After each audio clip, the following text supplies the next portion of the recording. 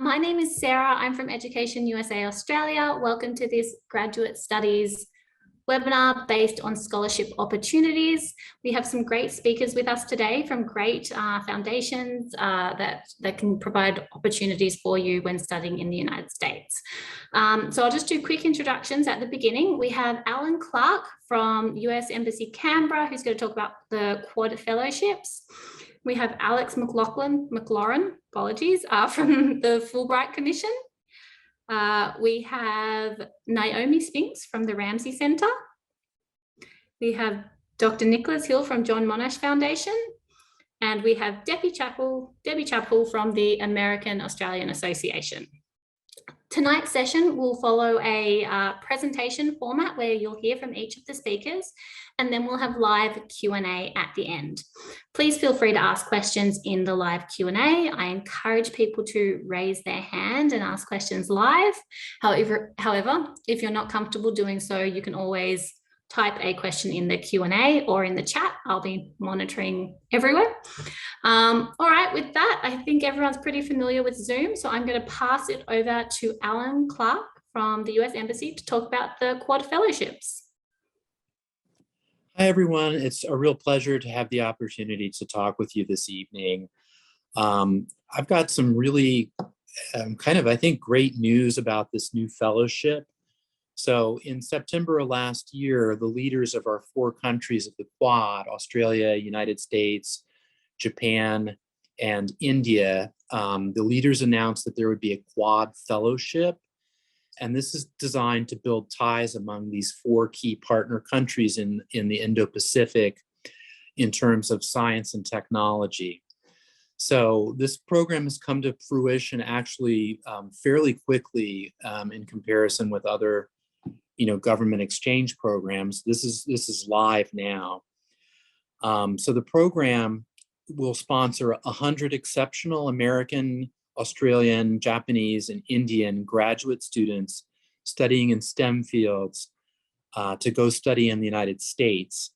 And the goal is to develop a network of science and technology experts that are committed to advancing innovation and collaboration in their own countries. So this is a very generous opportunity. So each Quad Fellowship will receive $50,000 US that they can use for tuition, research, books, room and board, things like that. And if people are able to demonstrate that they have some financial need, then there is needs-based funding of up to $25,000 to help cover this cost. So the key point here is, well, there's a couple. One is the application deadline is June 1st. So you have plenty of time to get it done, but not a whole lot of time to wait. Another point that I'd like to make to you all is that it's 25 people from each country. And I saw the numbers a couple days ago, and from India, there are already, I believe, 10,000 applications for these 25 spots. From Australia, as you might guess, the number is still in the double digits. So I think anyone that is well qualified in the STEM fields would be a strong candidate, and I would encourage you to apply. So the way this works is, once you get approved for a fellowship, then you find the school on your own, and there's no limit, I believe, to getting additional financial resources from the school if you're able to. The process for getting a fellowship is to submit the application. You need to be a graduate student, either master's or PhD, by at least August 2023, so you can be an undergrad at present. Then after you apply, there will be a screening of the applications, and then it'll go through 2 rounds of a selection process. So they're really looking for people that are qualified in STEM fields, but they're also really looking for just high caliber people. They're really looking for people that will be able to contribute to Australia in the future in these fields. And I would also add that they are, I had a conversation with the team in Washington that's running this, and they are quite keen to promote diversity, equity, and inclusion in the application process. I think there would be a lot of interest, in particular, in increasing the number of women in STEM fields. If there are any Aboriginal or Torres Straits Islanders or other minorities, I think that would be quite welcome as well. So yeah, so in short, I think this is a really good opportunity. The competition here in Australia, frankly, there haven't been that many people who have applied yet. So this is a great opportunity to get a pretty good chunk of money to go do your studies in the United States and to contribute to Australia's future. So Sarah's shared some information. If you have questions later on, please let Sarah know, and I'd be glad to get back to you all with answers to any specific questions you might have. And with that, I will turn it over to, who am I turning it over to? Sorry. Turning it over to Alex from Fulbright. Okay, I'm going to turn it over to, apologies, Alex. I'm going to turn it over to Alex to talk about Fulbright. So thank you all. Thank you, Sarah. No worries. Thanks so much, Alan.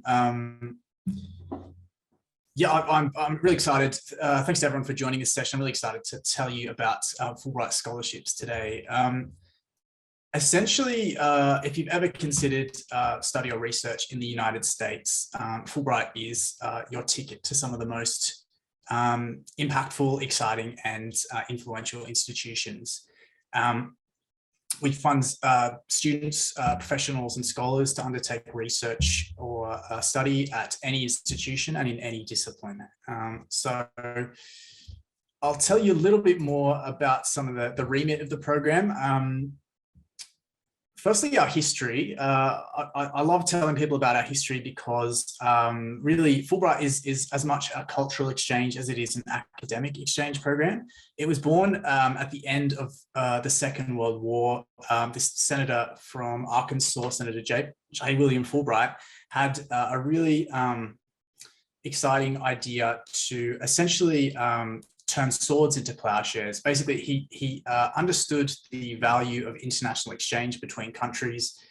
He recognized that in order to reduce the chances of future global conflict, we needed to educate our leaders to give them a sense of cultural empathy and understanding of other cultures. So he created this program using the proceeds of war armaments left around the world following the Second World War, to fund cultural exchange programs between other countries and the United States.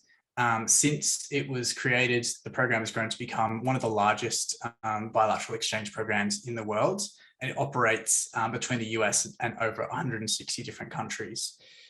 In Australia, we've operated for about 72 years, and in that time, we've funded over 5,000 alumni to travel between the two countries in various fields and disciplines. It's important to understand this because we like our applicants to imbue a sense of this ethos into their applications. We're looking for cultural ambassadors who are going to share this vision and represent the program with the spirit in which it was created. So a little bit about the categories. Our scholarships come in 4 different categories. Postgraduate, which I'm sure most of you are interested in, but just in case you're interested in bilateral research a little further down in your career, we also sponsor postdoctoral researchers to undertake research in the US for 3 to 10 months, and mid-career academics and professionals under the Scholar Awards program. So postgraduate scholarships are for graduate students who wish to undertake a full US master's degree. So that's 1 to 2 years of study in the US. They're also for current Australian PhD students who are looking to complete a period of research towards their Australian PhD. So that's around 4 to 10 months. Or for Australian students who'd like to undertake a full doctoral program. So that's up to 5 years of study, and that's available under the Fulbright Future program, which I'll go into in a moment. But as mentioned, Our scholarships are open to all fields, everything STEM, humanities, all the way through to creative and performing arts. So whatever discipline your study or research involves, we will fund your exchange. So the postgraduate scholarships catalogue, if you apply for Fulbright, you'll automatically be considered in the general postgraduate scholarships open to all disciplines, but we also offer a number of scholarships that are sponsored by various organizations, universities in different disciplines. So with one application, you can be considered for multiple awards. So it's important to have a look through our catalogue, see if there are any additional awards that you might be eligible for. And you can self-nominate to be considered for those awards. And it just gives you an extra opportunity to be selected for a Fulbright scholarship. The postdoctoral category is also quite large. We have a number of awards sponsored by various institutions in different select disciplines. And the Scholar Awards category is a huge category with various awards sponsored by our partners. So the Fulbright Future Scholarships are a really exciting new program. They started about 4 years ago, and they've since nearly tripled the number of awards we can offer each year. They're available across all categories, and all disciplines are accepted, but there is a preference from the sponsor for STEM, science, technology, or medical science related projects.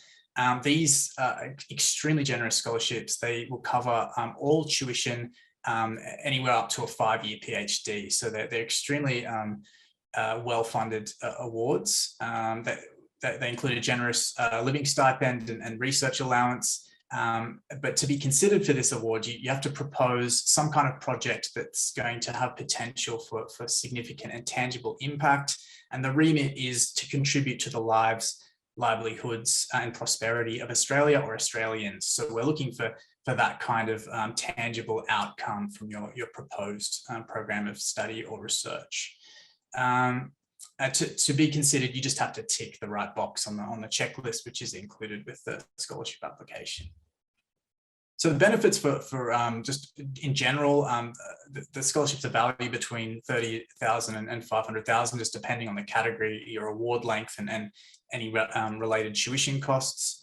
But all of our awards include a generous living stipend, travel to and from the United States, a tuition allowance where that's applicable. We have this really fantastic assistance for master's students, which will help find a university. You don't have to decide on a university before applying for Fulbright. You might have a few in mind. You might want to go to Harvard or Yale or UCLA, but our placement services can help find additional universities and programs that might be relevant to you in your field, which is a really unique benefit of Fulbright. All our awards also include health, accident and health insurance coverage up to $100,000. And you gain automatic entry into an incredible global network of Fulbright alumni. Another thing that's unique to Fulbright is we offer comprehensive pastoral care for all of our applicants. So we're with you from the very beginning of your application right through to completion of your program and beyond as you enter the Fulbright alumni network. And we can help navigate some of the complex systems of visa and university admission, as mentioned. So selection criteria, eligibility for Fulbright scholarships, first and foremost, we're open to just Australian citizens. Fulbright Australia services Australian citizens and dual citizens. But if you have citizenship with another country, then the chances are there'll be a Fulbright commission in your home country, and you can apply via that commission. You can be a dual citizen with anywhere but the US. You must have an undergraduate degree to be eligible. However, they're open to all age limits, any field, any host institution in the US. Our selection criteria are quite common for most grant programs. We're of course looking for academic and professional excellence in our awardees. But as mentioned in the beginning of this presentation, it's not limited to that. We're also looking for cultural ambassadors, So we're looking for people who understand, what it means to be an Australian to them, and are willing to share that with the community over in the United States, and also absorb the culture of the United States to bring back to Australia to really emphasize and further develop that sense of harmony between our two countries. Another important aspect of Fulbright is we're looking for you to articulate the relevance of your proposed program to the United States. So you really want to be answering that question, why does this particular program or research or study, why does it need to be completed in the United States? What stands out about the United States to you, and why have you decided to apply to undertake that study or research via Fulbright? So again, that goes back to the ethos of the program and your ability to articulate your reasons for going over to the US. And for all applications, we're looking for that potential outcome or impact of your research. The selection committees view this funding as an investment in your study or research. So you want to be trying to articulate, particularly with the Fulbright Future program, as I mentioned earlier, but just in general, talking about how this investment is going to pay dividends when you complete your study or research. So the major components of the application are the project proposal, which is essentially what you're planning on doing over the United States, and how you're planning on completing your project. The personal statement is the who. It's an opportunity for you to discuss your personal trajectory. Why you've decided on your particular discipline. What milestones in your life led you to this point. And that can tie in with your project proposal. You kind of want these components to speak to each other. We require a minimum of 2, but a recommended 3 referee reports. So these are confidential, sent out by the online system, and you want to be choosing ideally a balance of a personal, professional, and maybe an academic reference. For postgraduate master's students, as mentioned, you don't need to have selected a university prior to applying, but for all other applicants, people who are looking to do research programs in the US, you need to have identified a potential host institution and made contact, and you'll add a letter of invitation to your application that just lets us know that this particular institution is willing to host you for the duration of your proposal. We also require copies of any academic transcripts that have been referenced in your application.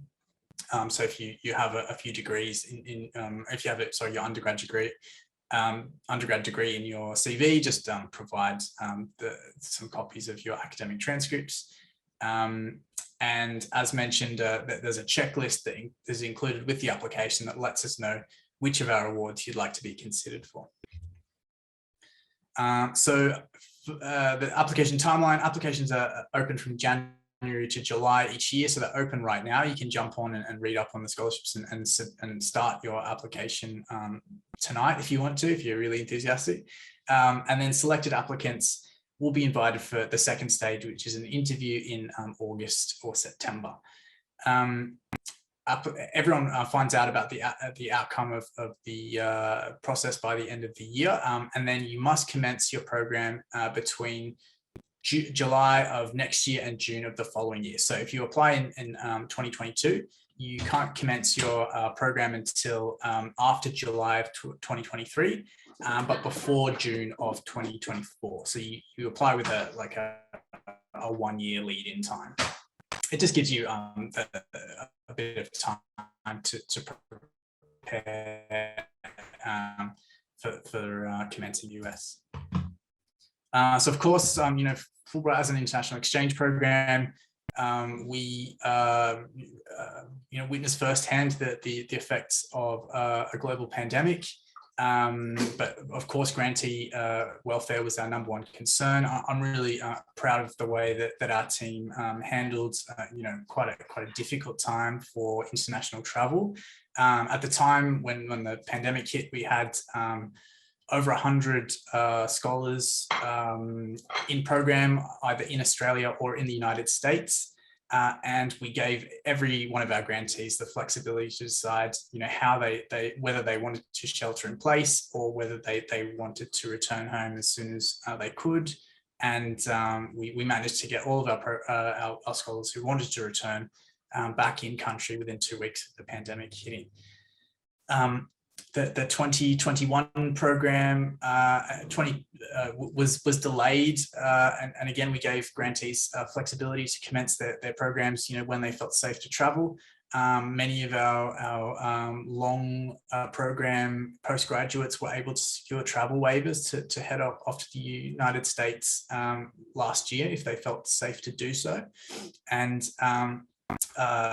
many of our grantees elected to wait until this year to travel, and from what we've been seeing so far, things have essentially returned to normal, and there is a certain degree of comfort and peace of mind when scholars are traveling internationally this year. We have a number of stories of scholars who traveled during the COVID pandemic in our publication and on our website, so feel free to check those out. Also on our YouTube, we've done some interviews with scholars to find out what it was like traveling during the pandemic, so feel free to check out those resources if you're interested. Just finally, our website is the best place to start. We've got a whole bunch of resources, FAQs, alumni profiles. If you're interested in finding out what other people in your discipline, what types of programs they've undertaken in the US and where, you can just type your discipline into the search bar and it'll come up with a whole bunch of profiles. We have a few YouTube tutorials that will run you through the application process and give you a bit of insight into what we look for in certain applications. And there is the scholarships catalog that you can browse through and see which additional awards might be relevant for you. You can also check out our social media channels to find out more stories about our grantees. And if you have any questions, feel free to drop us a line at the office or send us an email at fulbright@fulbright.org.au. So that's it for me. Thanks so much for listening, and I'll now hand it over to Naomi from the Ramsey Foundation. Hello, everyone, and thank you very much to Sarah for coordinating this webinar. So my name is Naomi Spinks. I'm the Postgraduate Scholarship Coordinator at the Ramsey Centre, and today I'll just be talking about our scholarship opportunities for 2023. We've just closed our 2022 round, so we are getting them all together to be assessed by our panel shortly. So a little bit about the scholarships. So the Ramsey Postgraduate Scholarships are for high achieving candidates who have been accepted into a graduate program abroad at a world leading university, and they're valued at up to $85,000 per annum. The scholarships have been made available through the generosity of Mr. Paul Ramsey, who was a leading Australian businessman and philanthropist. He wanted to support outstanding young Australians, our future leaders, to undertake graduate study overseas. Paul Ramsey was known as a man for others, who wanted to give back to his country and fellow Australians.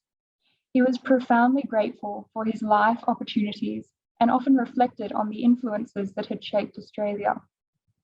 He saw our nation as one of many that had benefited from being part of the long continuum of Western civilization. In particular, he wanted younger Australians to appreciate and value this heritage and to take the lead in passing it on to others. So we have two main types of scholarships available: the World University's Ramsey Postgraduate Scholarship, which is $85,000 per annum, and the St. John's College, Annapolis, Master of Liberal Arts Scholarship and Washington, D.C. Internship Program, which is valued at $67,000 per annum. Applicants will need to be Australian citizens and/or permanent residents and have secured a place in a graduate program abroad before finalising their application. Up to 25 scholarships a year will be offered, with the majority in Category 1 world universities. Scholarships cover living, tuition fees, and other related expenses. So our first category is the world universities. These are available for Australians who wish to undertake graduate study at the world's best universities. For example, Oxford, Cambridge, UCL, and US universities as well. Scholars will need to have secured a place in a graduate program before finalising their application. And applications for our 2023 offering will close on March 31st, 2023, but more about the timeline later.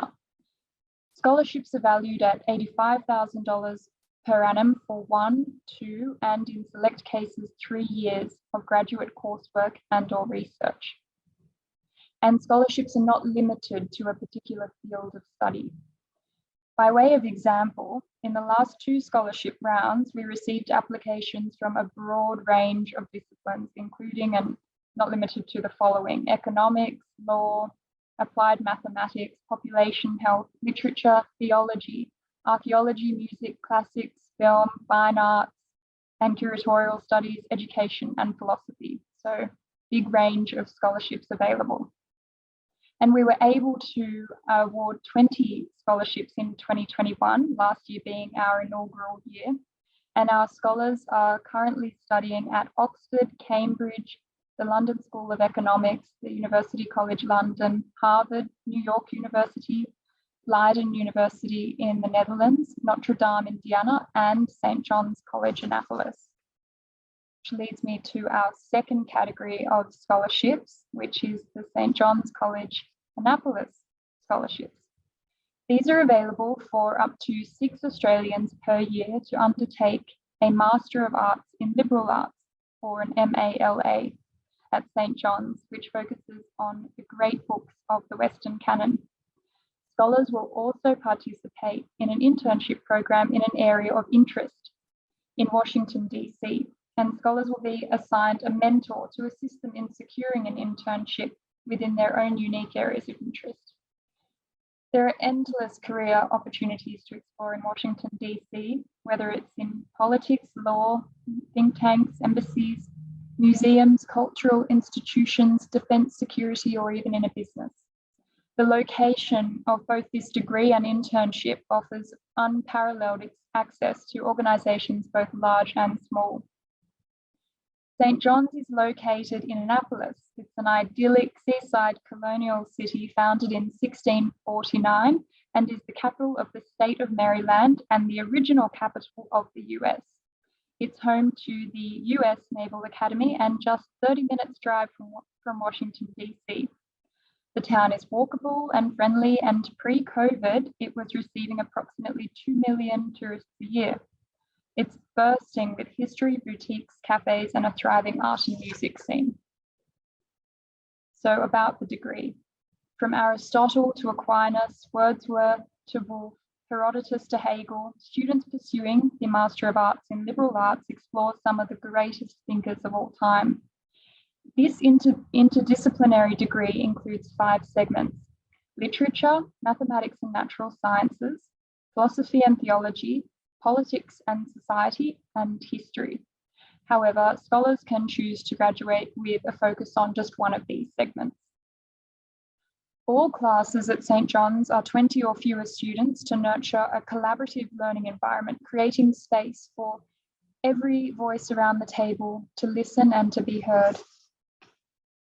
At St. John's, great books and great discussions are at the heart of this college's distinctive liberal arts program.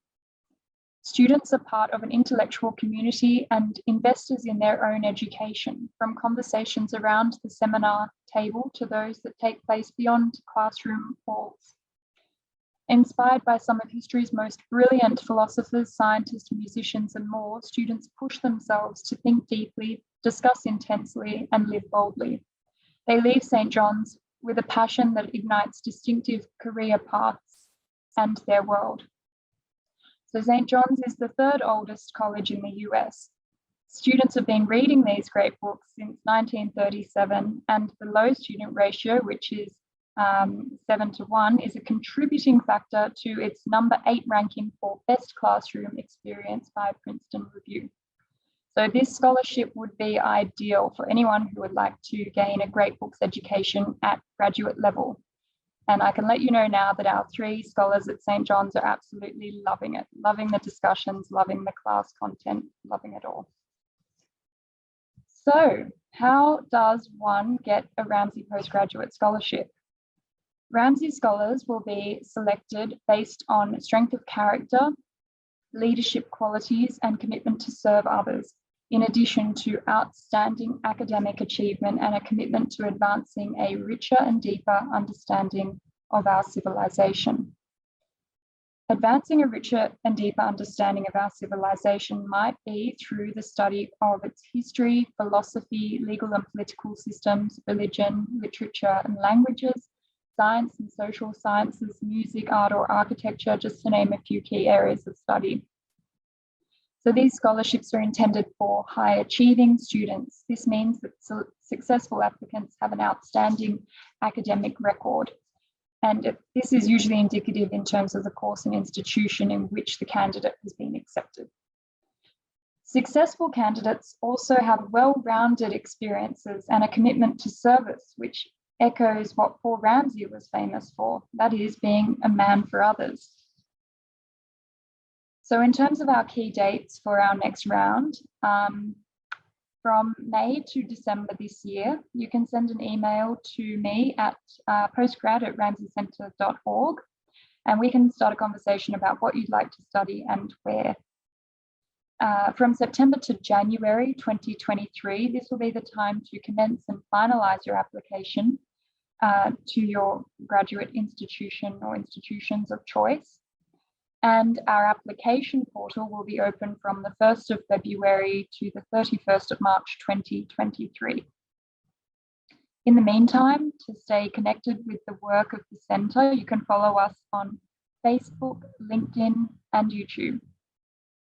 And now I shall pass on to Dr. Nicholas Hill from the John Monash Foundation. Thanks so much, Naomi. I'm going to put my slides up, and I'm really hoping we're going to be joined by Dr. Will Mitchell, who is one of our John Monash scholars. I'm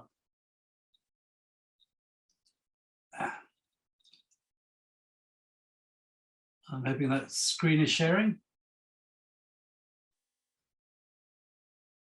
Thank you.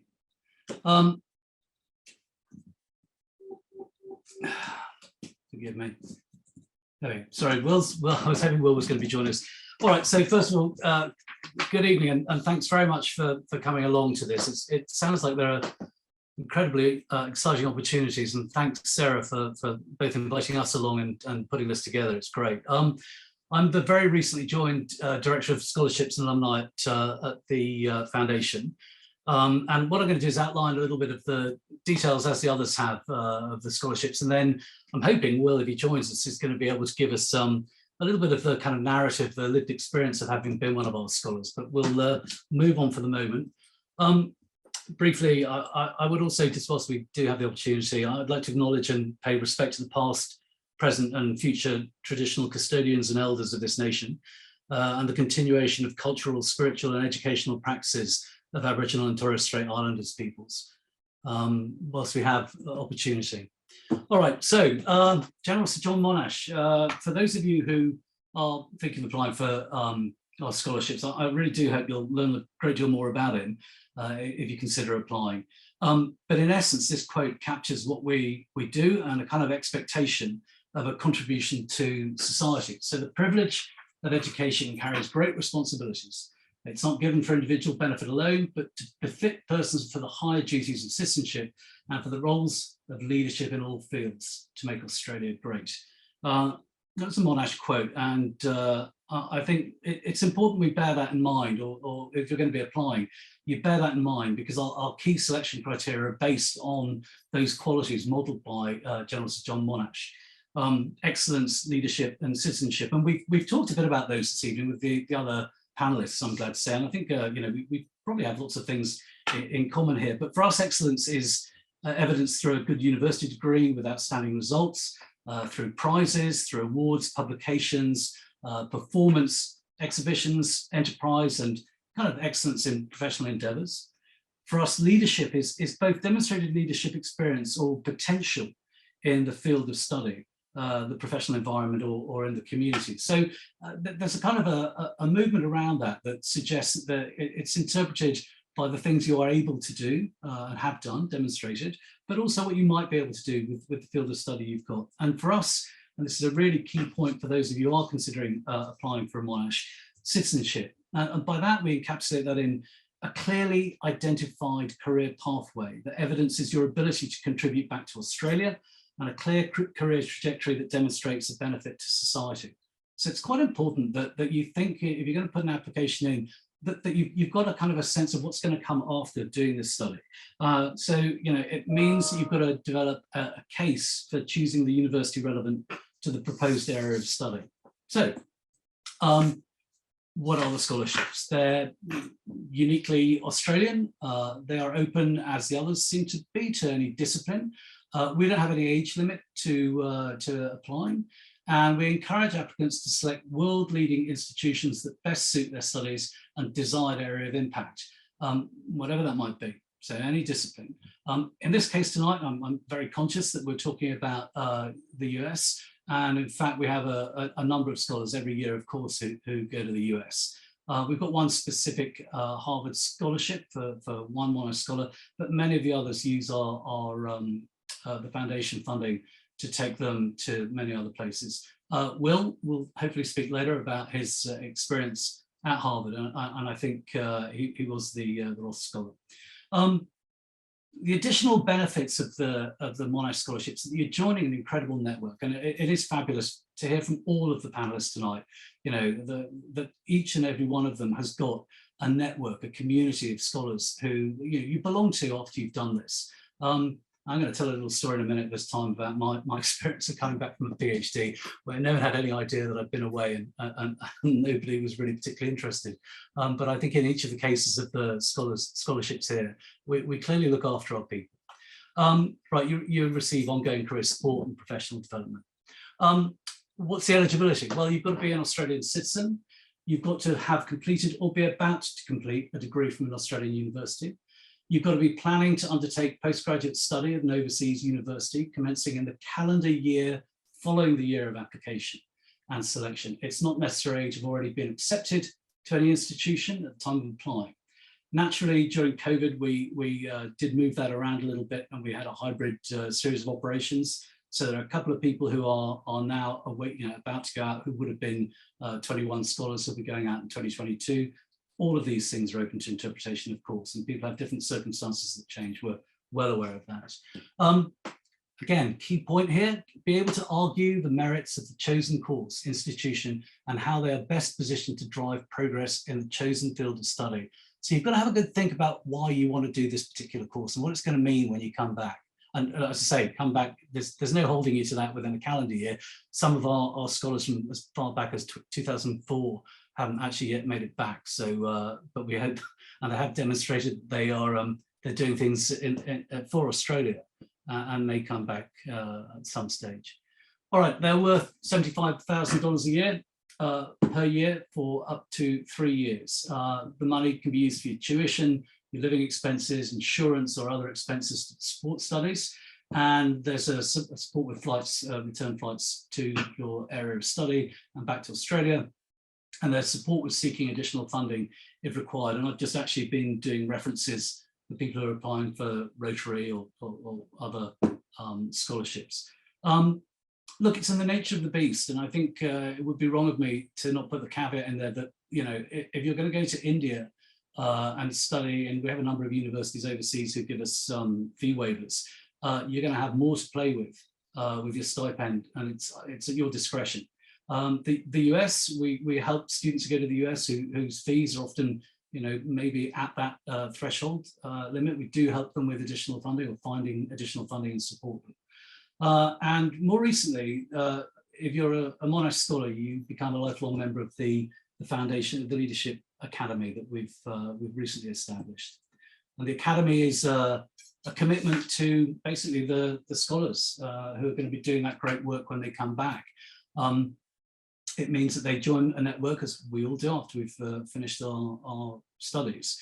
But the Academy is actually a place which gives professional development training and helps all of our returnees, our alumni, on their leadership journey. You get a mentee relationship and professional development training and so on. There's funding for further research from the Academy, and our recently appointed patron is Julia Gillard.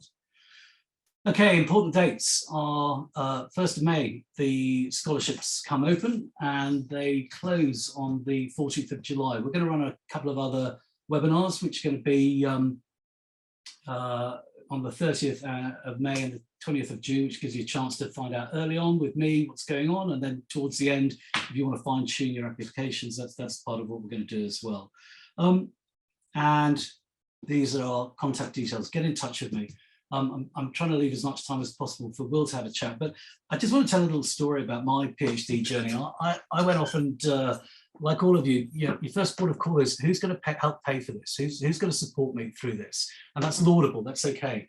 And that's why you're going to all of these webinars. You want to find someone who's going to support you. After you've done that, as I did, you then want to tailor your work. And if you meet the values of that organization, you're going to tailor your application to get that award, to try and meet the expectations. But the selection procedure that we're all going to be doing, all the people who are the panelists tonight, is going to identify quite clearly and through a fairly thorough process whether you do meet those expectations. And I went for a European Research Council grant. I was awarded it with an incredibly light touch process to select me. And then I disappeared off to India for 3 years, came back, and I've arrived back to the university that I was at in the UK, and someone asked me why I hadn't been in the meeting the week beforehand for staff. No one had any idea I was away. There was no network. There was nobody interested in the work particularly I was doing. And after my PhD, I very much ploughed my own, and I was happy to. Sorry, I'm not saying I'm grateful for this, but to belong to the network that each one of these organisations gives you is also terribly important. Take that into account, as well as the funding. Take into account the fact that this is a great opportunity to have someone help you on your way. The pastoral care, the post-study networks that they're going to make available to you. I think all of us have got that doubled in spades, and I think that's one of the great things of the Monash Foundation particularly. And I'm going to very quickly hand over to Will, who hopefully will talk about his journey as well. Thanks. Hey, can you hear me okay? Yeah, we can. I can. You can hear me? Okay, good. I don't have any slides.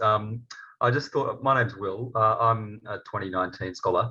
I just thought I'd quickly brief about myself a bit, and then what the process of applying for the Monash Scholarship was like for me, and then briefly hash over my time in the US. I'm currently working as an ophthalmology trainee in Melbourne, but as a kid, I grew up in Alice Springs, one of 4 kids. My dad worked for the Royal Flying Doctor Service out there, and so I was always interested growing up in rural remote medicine and the intersection of kind of novel evidence-based medicine in rural remote Australia with a public or preventative health kind of flavour. So when I first applied for the John Monash Foundation scholarship, I kind of, the thing that struck me most was the emphasis on who you are rather than what you've done. So that the Monash Foundation really seemed to want to know what you're about, what fabric made you up, rather than a list of accomplishments and accolades. And that kind of encouraged a new kind of introspection to think about who I was and what really stoked my fire and motivated me, and what I actually wanted to do with my life. And in a way, I found this incredibly intimidating and uncomfortable, confronting. It was a question I realized I hadn't properly asked myself before, because I was afraid of finding out, what if there's nothing that I stand for, and what if nothing really motivates me and I'm morally void of anything worthwhile. And so for me, these questions, I realized I kind of subconsciously pushed to the periphery for fear of what I might find or might not find. So the application process itself kind of encouraged a really deep dive and forced me to interrogate kind of what I was doing now and how well it aligned with my values, what my values were, and identify if it doesn't actually align with my values and repivot. And for me, that was a real watershed moment or a light bulb moment to realize that what I was doing currently didn't actually align with what motivated me. So I remember realizing partway through the process that even if nothing came to fruition, the process of applying it itself was really, really worthwhile, because it helped me kind of confront those questions that I'd been kind of pushing aside. So of course I went through the process of applying, which is 6 months or so, and I remember getting the phone call so starkly with the news. I was on a date in Sydney, which wasn't going very well at all. So I left the date, took the phone call. There was this sudden kind of realization, an instant of how much my life was going to change, being able to take a couple of years off and go and study overseas. But concurrently, this cognitive onslaught of all the pending admin that I'd have to do. So the emails, the flights, the accommodation, the visas.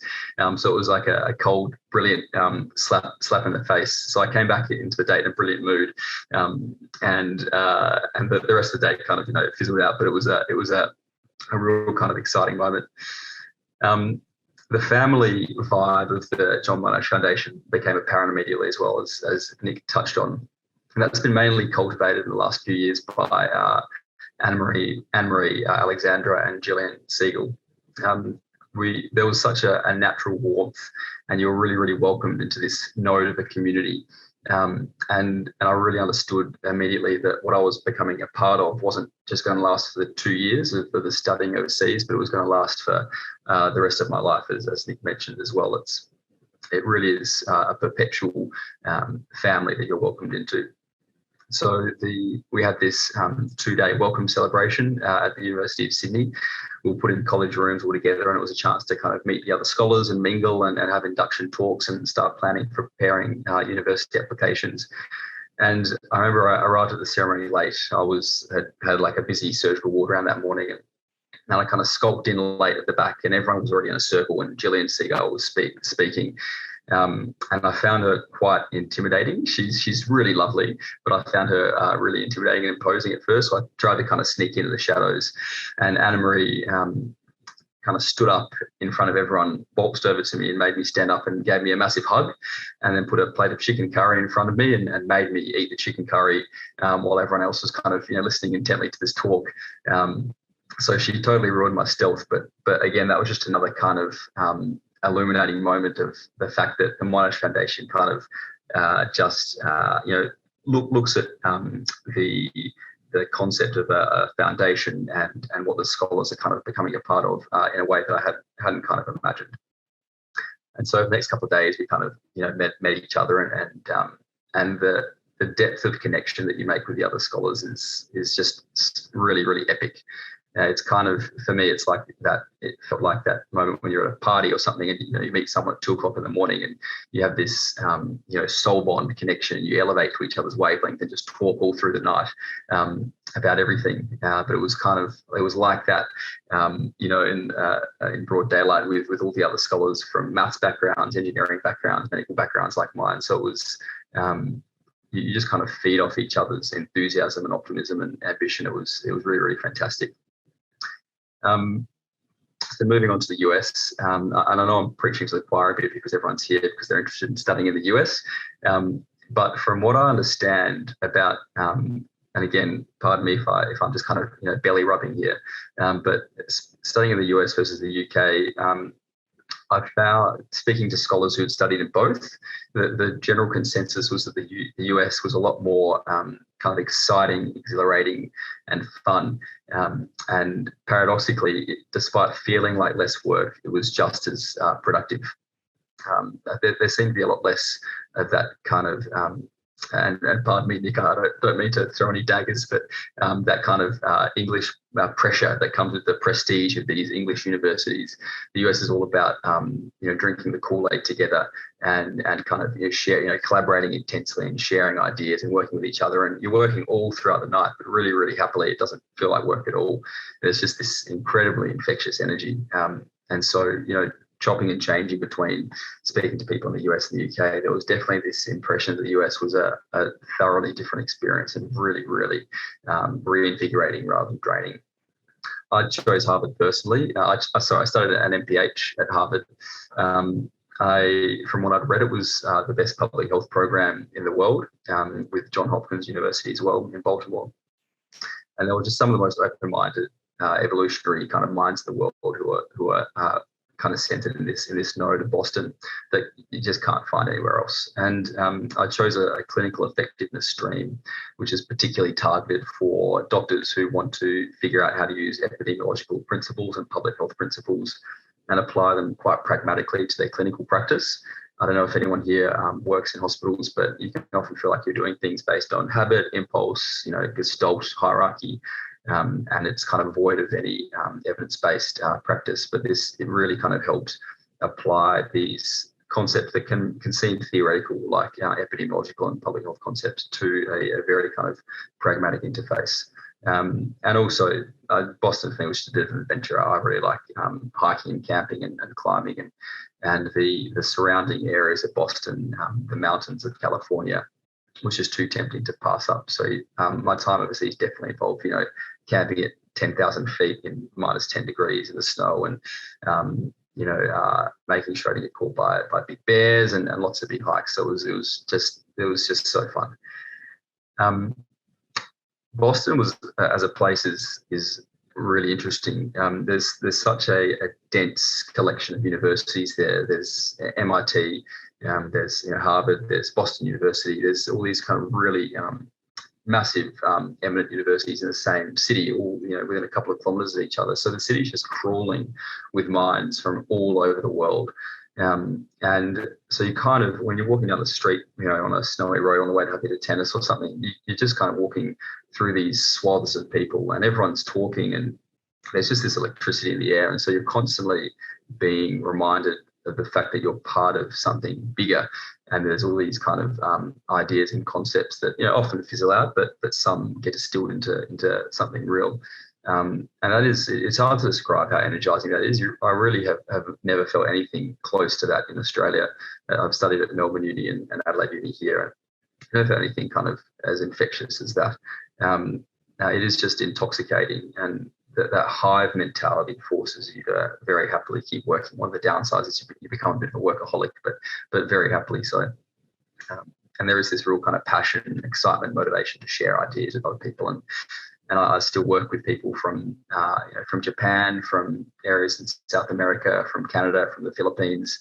We're still all kind of collaborating, even though my degree finished 2 years ago. We're still collaborating on projects now together that are being published and changing clinical practice. So it's the kind of momentum that you get from this experience is just it's all it's hyped up to be.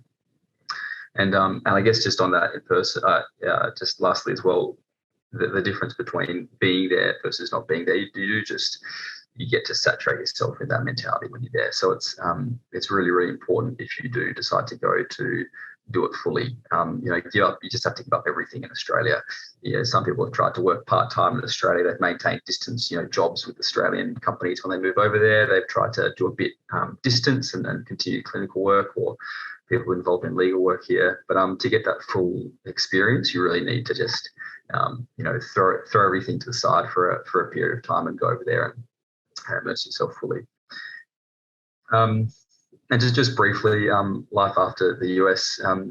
One of the distinctions I found with the Monash Foundation has been, again, just this family, this community of scholars that you're welcomed into the fray of. There's so much connecting and networking with each other. Still now, even though we're from a cohort in 2019, so 3 years ago, and when I look at the cohorts from 2004, 2005, there's still so much intense collaboration between each other and with our network as well. So you're just becoming part of this ever-expanding network, most of whom moved back to Australia, who just constantly reminding, you're just constantly realigning the values of each other and reminding each other, why you're doing what you're doing and what matters to you. And again, I know I sound like a broken record, but sharing ideas, working together, collaborating, it's amazing how many times I've had long, hard grinds at the hospital, multiple long-hour shifts, and then I come home to a few messages from different kind of friends I've made over there, or people back in Australia from the foundation, and you can just feel the tinder in your belly just kind of slowly starting to coal up again. It's really, really good. So that kind of closeness and connectedness has been by far the best part of the Monash Foundation for me. That's all I really wanted to say. So, the US is really fun, invigorating, stimulating, and exciting. You don't have to hide the fact that you want to go over there for an adventure, because it's definitely an adventure. It's a lot of fun, but it comes with the serendipitous byproduct of also being reproductive and changing the way you kind of see work and see your role in the world. Coming back home.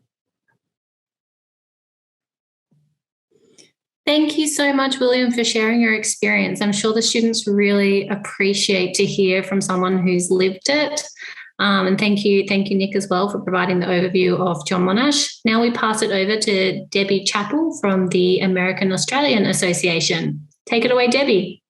Thank you, Sarah, and hello, everyone. On behalf of the American Australian Association, I'm really delighted to be joining the United States Consulate General and fellow organisations tonight. So thank you again for organising the webinar and inviting our participation. As Sarah said, I am Debbie Chappell. I am the Executive Director, Business and Strategy Australia at the American Australian Association. I'm based here in Australia. Perhaps first I'd like to share a little background for those of you who are unfamiliar with the association. The AAA is the largest privately funded non-profit organisation dedicated to broadening, strengthening and developing ties across the Pacific through our business, innovation, education, veterans and arts programs. And for over 70 years, the AAA has strengthened the relationship between Australia and the United States by promoting cooperation, economic growth, cultural understanding, and people-to-people exchange. So our philanthropic endeavours essentially support educational scholarships for both Australian and American participants, which is why I'm here, I guess, to talk a little bit more about tonight. So since its inception, the AAA's education program has supported over 900 plus Australian and American recipients, awarding over US $14 million in scholarships and grants. Now, we offer 3 distinct scholarship categories. The first being our graduate education program. We also offer a veterans education program, and we do arts, education and professional development grants. So to talk a little bit more about our graduate education program, we are celebrating 20 years this year of continuous operation for graduate education scholarships from 2002 through 2022. So our graduate program is the longest standing of our 3 scholarship programs, and it offers up to US $40,000 to support postdoctoral, PhD or master's level study in the fields of science, technology, engineering, mathematics, medicine and health sciences, sustainability and journalism. Our scholarships are open to Australian citizens and or permanent residents to study in the United States, and for American citizens and or permanent residents to come and study here in Australia. We allow dual citizenship for Australians, with the exception of dual citizenship with the United States for that direction, and in the reverse, Americans cannot be a dual citizen of Australia for their applications. Our graduate education program requires participants to have secured a university or academic placement prior to applying for the scholarship. Now, we have a number of general scholarships that are awarded, but we also have a number of specific specialty scholarships, including our Sustainable Healthcare Funding Scholarship, the South Australian Defence, Space and Cybersecurity Scholarship, the David Nason Journalism Scholarship, as well as several Aurora Indigenous scholarships. Now, within our veterans program, it operates in a very similar manner to the aforementioned graduate education scholarship program, but with a few key differences. The first of these being that our veteran scholarships are offered in support of both undergraduate as well as graduate research and study.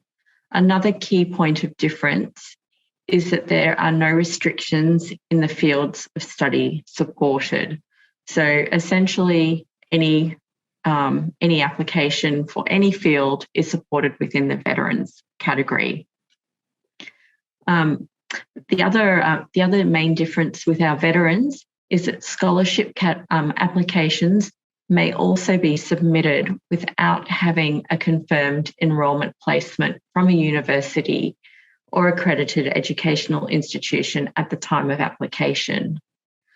And these veteran scholarships are open to honourably discharged post-9/11 military veterans to pursue study in each other's countries respectively. And the scholarship amount for veterans is up to US $50,000. And last but not least, our arts scholarship and grants programs are available to support Australian and American emerging or early career artists to study or undertake artistic development in each other's country. These scholarships are not limited to graduate study and are available to support all artistic disciplines. So they are the three categories that we offer. And then within all of these scholarship programs, we are looking for strong cultural ambassadors who identify study or research with outcomes that will benefit our futures and help solve the most pressing global issues of our time. So we're really looking for, purpose and outcome and why you want to study as an Australian, why you want to study in the United States, and the same in the reverse.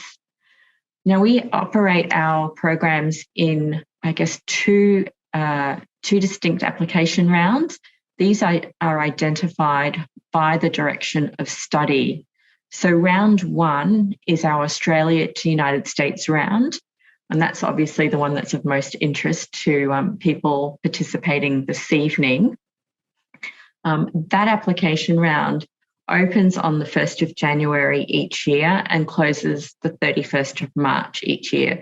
So for those of you listening tonight, unfortunately, it has just closed for 2022, but keep these dates in mind for coming years. We operate the same dates each year. Round two is our United States to Australia round, and that operates from the 1st of August to the 30th of September. So that's when applications are open for Americans looking to come and study in Australia. Our applications are all lodged online via a special portal available on our website. And key, documentation that is required as part of this application process is a short video summary from the applicant outlining the research and purpose of study. It also requires a research statement of purpose essay and 2 academic letters of reference. There are a number of other, questions and, pieces as part of the application process, but they're probably some of the key things to keep in mind when thinking about applying for a AAA scholarship and what you need to sort of think about preparing. Finally, I would just also like to say, within each of these 3 scholarship categories, the AAA is delighted to support Indigenous Australian and Native American applicants across all of our programs. So we have, a number of scholarships available for those applicants. So I would really just encourage everyone to, look at our website. We thank you for your interest in studying in the United States, like all of the organisations, represented tonight. The United States is a fantastic place to study. There are world-class, academic institutions and universities there. The networks that people develop by undertaking that, international study and research are unparalleled. And you are joining, a fantastic organisation with a strong alumni network. And, we have a strong network on the ground in the United States with our team that's spread across the East Coast, in New York, in Boston, in Los Angeles, where we do a number of events and programs, and we encourage our scholars on the ground there to participate as much as possible. So there is a strong network of support for all of our Australian applicants that are looking to go to the United States to be involved with the AAA in the US and to receive that support. So we look forward to hearing from you, and we also look forward to supporting many, many more future recipients into the future. So please take a look at our website. It's www.americanaustralian.org, which is up there in the chat feature. Scholarship inquiries may also be submitted to scholarships at aaanyc.org.